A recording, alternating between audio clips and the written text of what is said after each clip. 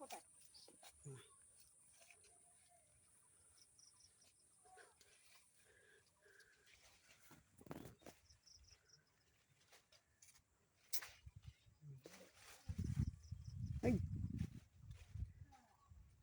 ওই বন দেখো পটল তুলছি, খেতে এসছি, এত লেবু তুললাম, পটল তুললাম, এখন ক্ষেত ঘুরছি, সারা ক্ষেত ঘুরছি। হ্যাঁ, কি মজা লাগে সব, কি বলবো আপনাদের, খুব ভালো লাগছে আমার খেতে এসে। ওখানে একটা